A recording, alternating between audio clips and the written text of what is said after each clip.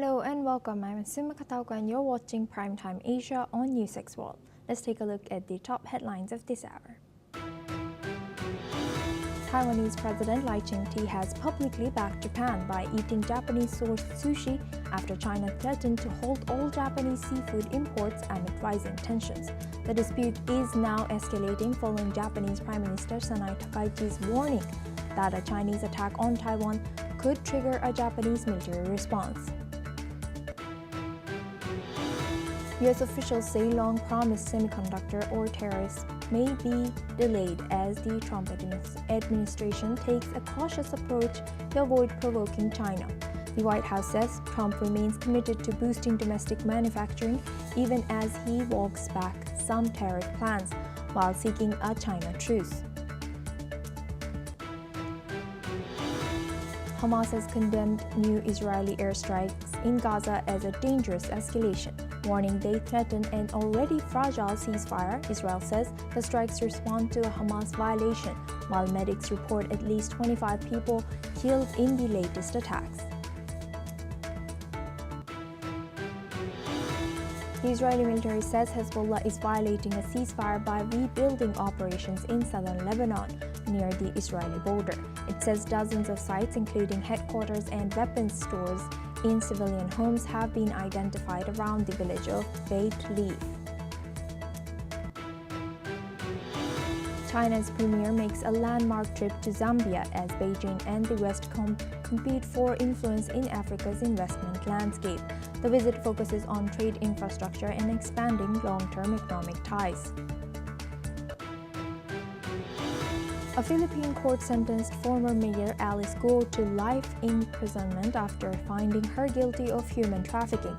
Authorities say Guo, later identified as Chinese national Guo Huaping, ran for office under a false Filipino identity as well.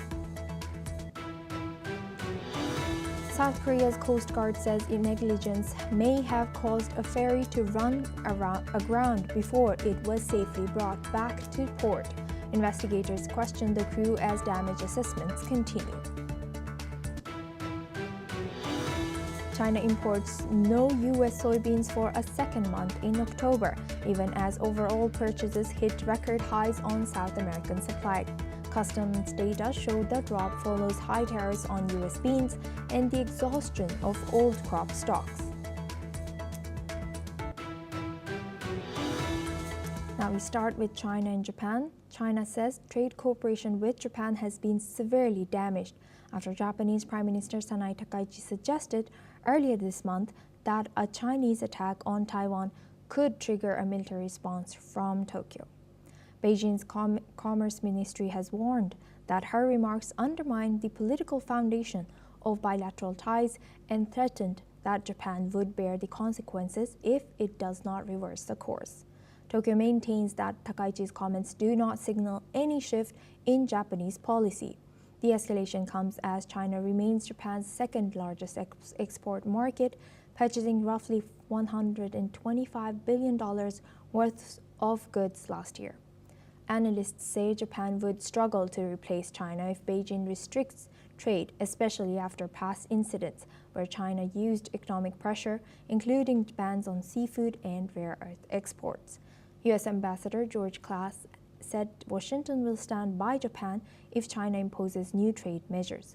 Japanese seafood producers, still recovering from previous restrictions, now fear a renewed clampdown. Let's listen to Stefan Nagy, Professor of Politics and International Studies at International Christian University, analyzing the situation. What we understand is that this success has troubled the Chinese. They felt that she would be a short-lived prime minister, an unsuccessful prime minister. But with this successful foreign policy outing, I think they felt that it was an important time to start putting pressure on Japan. And when she made comments that a Taiwan contingency would be a security threat for Japan and Japan would have to intervene militarily, this was an opportunity for China to step up the pressure economically on Japan. Now for this discussion, we welcome back Dr. Asta Chadda. She's a Ritsumeikan University Associate Professor of International Relations, joins us live from Kyoto. Thank you very much, Dr. Chadda, for joining us again. Good to see you. Thank you, Asma. Yeah, good to see you too. Same. Now looking at this, how do you think, how should Japan balance their security concerns and its stance over Taiwan with these economic risks of provoking further trade retaliations from China? Well, I mean, the Japanese Prime Minister Takaichi's statement explicitly mentioned that a military activity or a military attack or aggression against Taiwan would be read or would be interpreted as the survival threatening situation for Japan, right?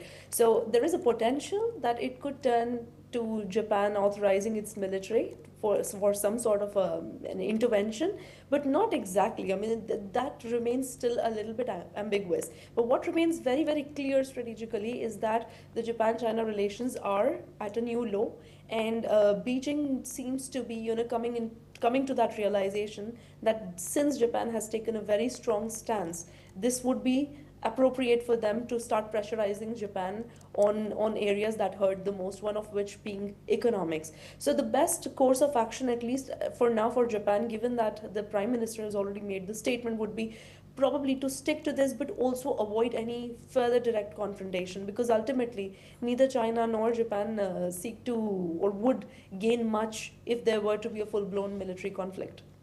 And thank you for sharing that. And just now we heard Professor Stephen Nagy. He said that China is just testing waters with how far Prime Minister Takaichi would go, or the reaction of Japan. What's your analysis on that?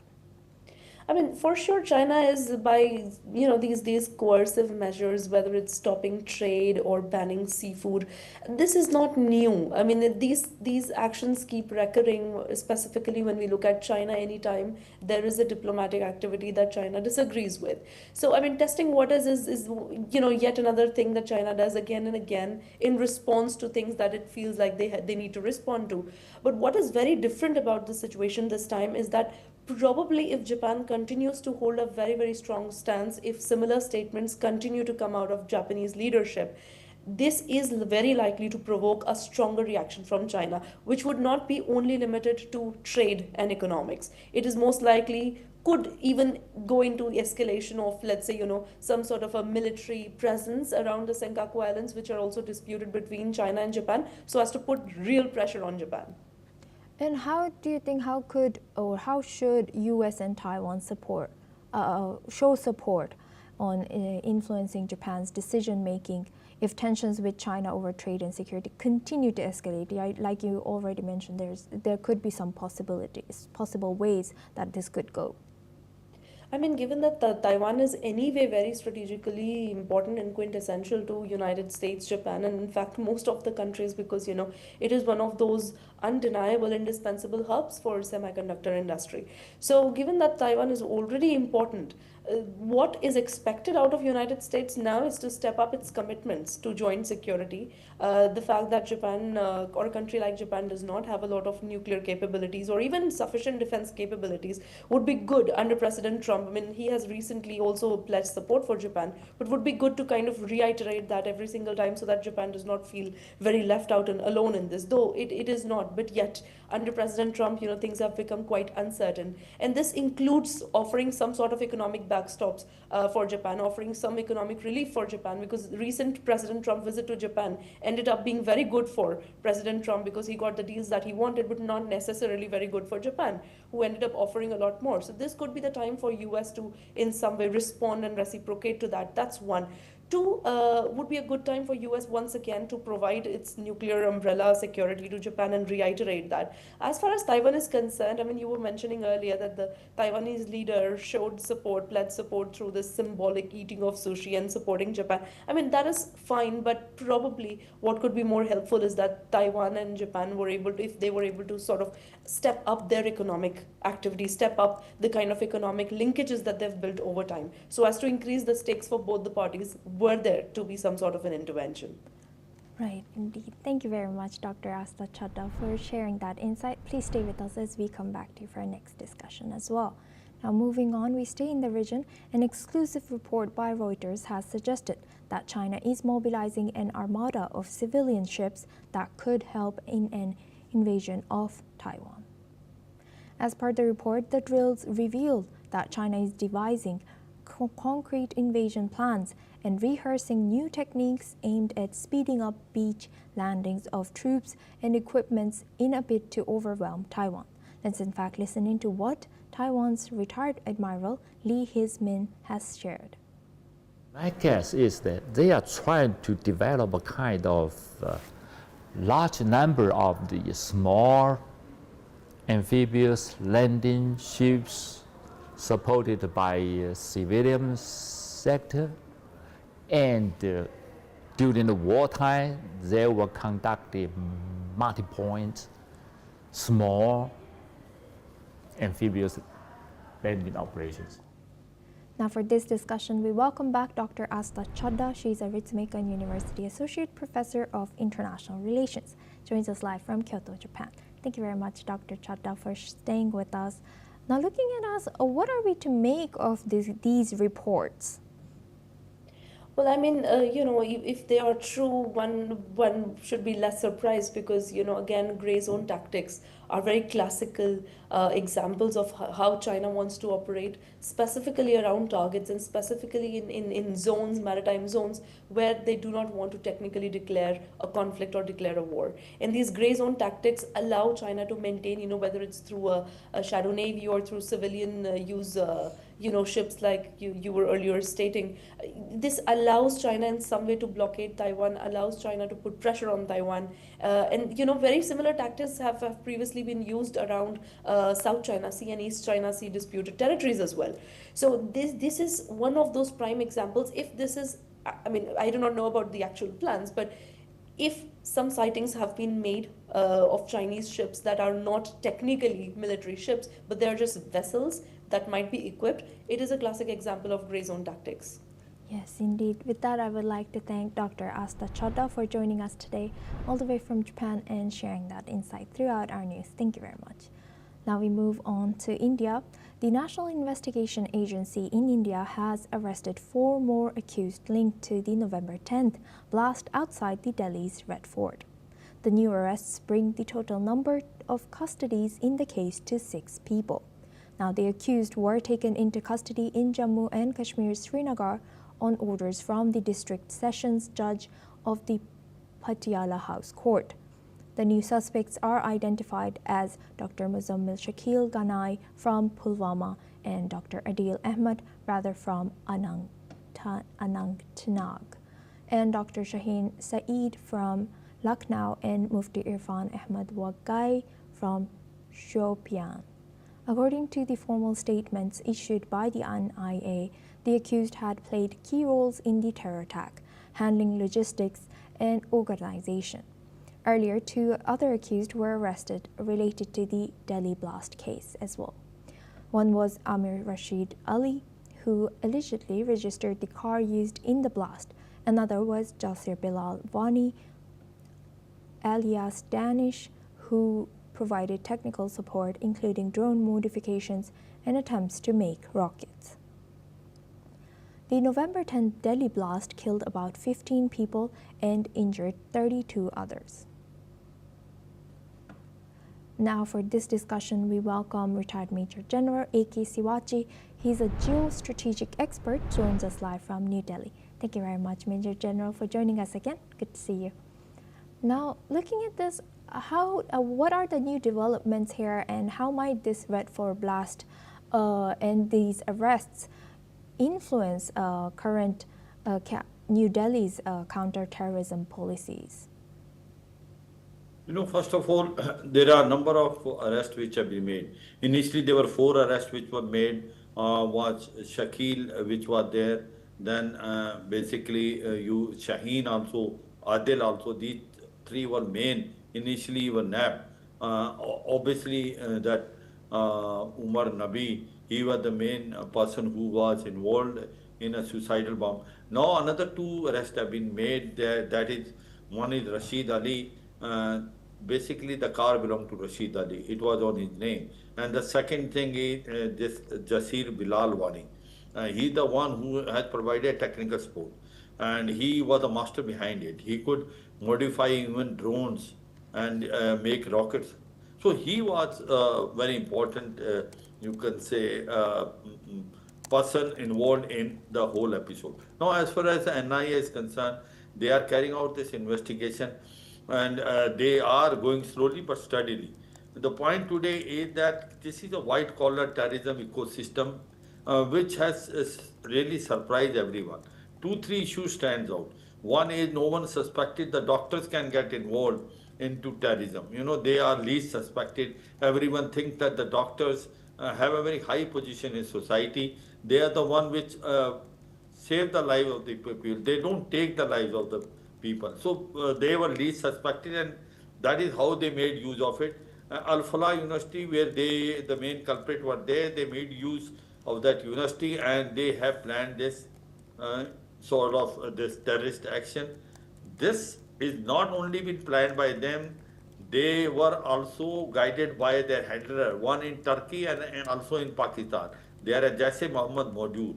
So things are coming clear, and the complete plot will be revealed. But certainly it is a cause of concern, and it has now basically a tip in an iceberg. You will find more arrests will be made, and the larger conspiracy will be unrevealed. That as to why they are doing what they were doing and how long they have taken, who are their handlers sitting in Turkey like Ukasa, and who was the one who was coordinating with Ukasa from ISI in Pakistan. So all these things need to be now come out.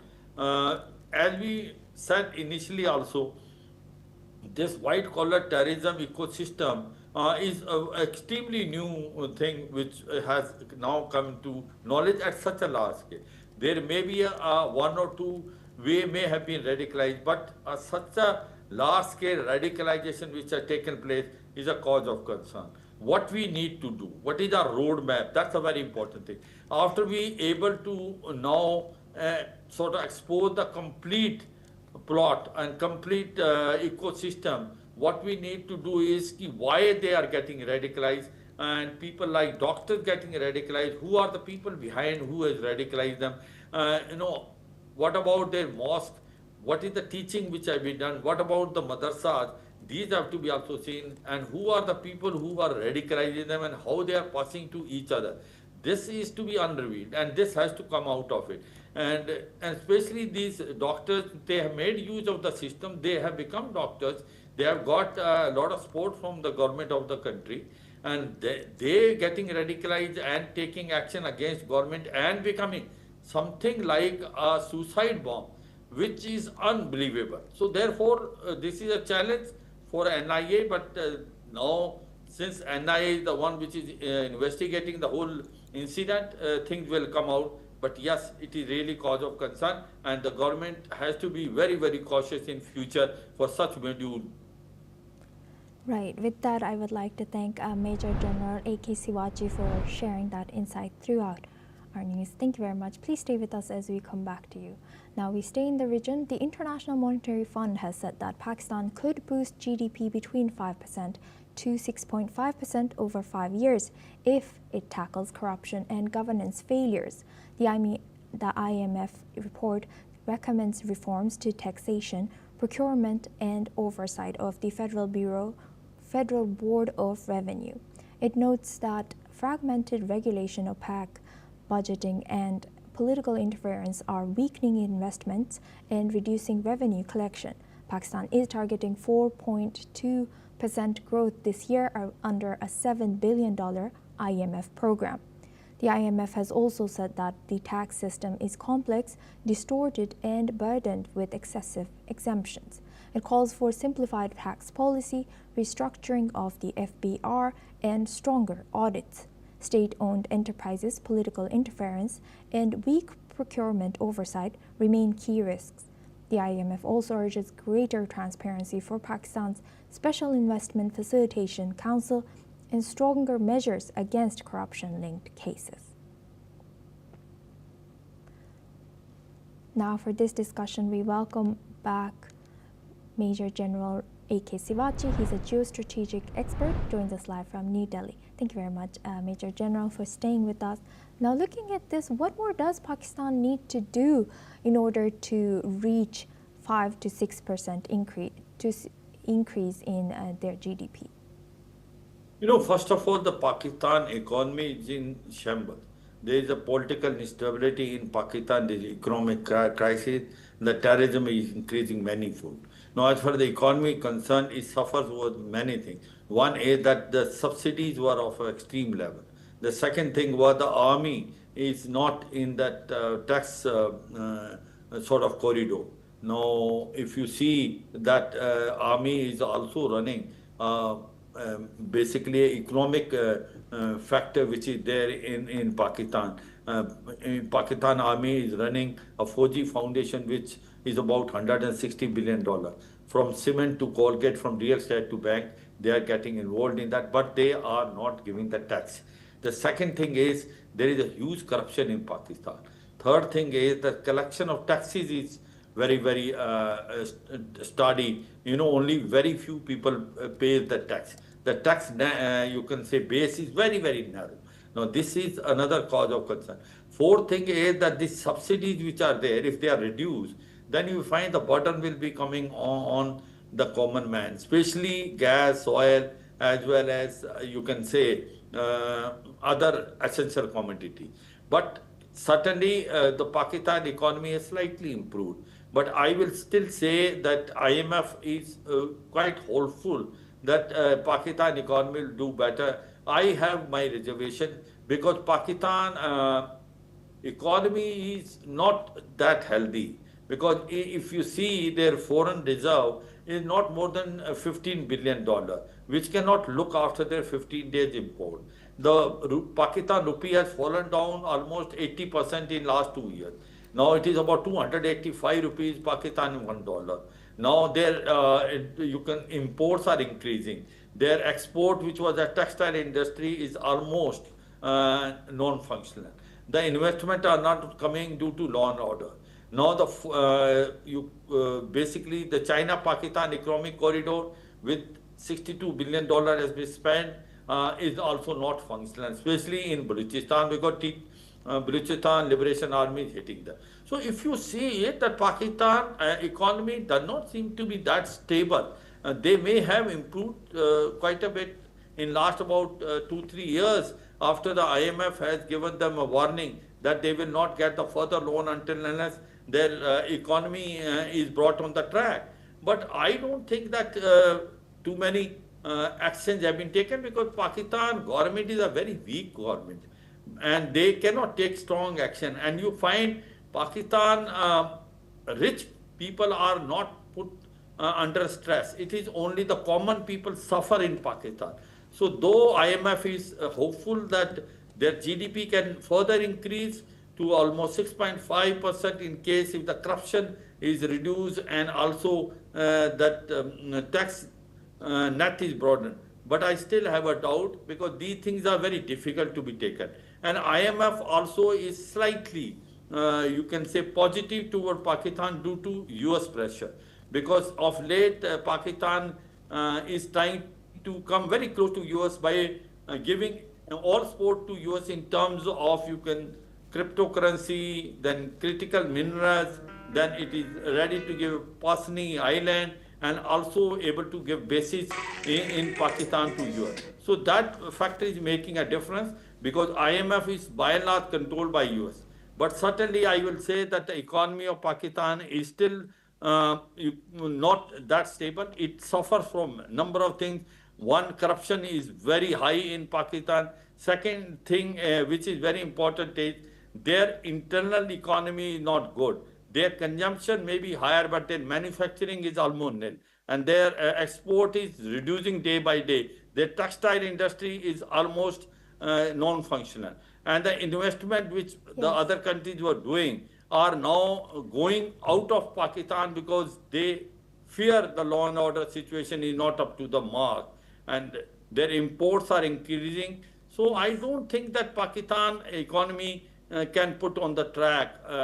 The two factors which they are saying, reduce corruption and also increase the tax net. I don't think Pakistan government will able to do this. Pakistan economy will be always very fragile. They will always depend upon the foreign aid. Right. And as what we say, that Pakistan, Yes. Prime Minister, whenever it goes with the begging bowl. With that, I would like to thank Major General A.K. Sivaji for joining us today and sharing that insight. Now we move on to Indonesia. Residents of Supiturang village in East Java, Indonesia, have returned after Wednesday's Semeru eruption to find homes damaged or buried under volcanic debris.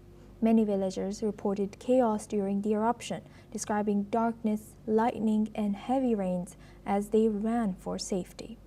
The area is designated a red zone where residential use is not permitted. Authorities said villagers continue to work and farm here because their fields, livestock, and buffaloes are located in the region. Even after moving into permanent housing, local people still return to farm and care for their animals. Officials continue to maintain the highest alert level of 4 for Mount Semeru, warning that risks remain significant. Let's listen into what some of the villagers have shared. Orang-orang lari semua, ya kita juga ikut lari.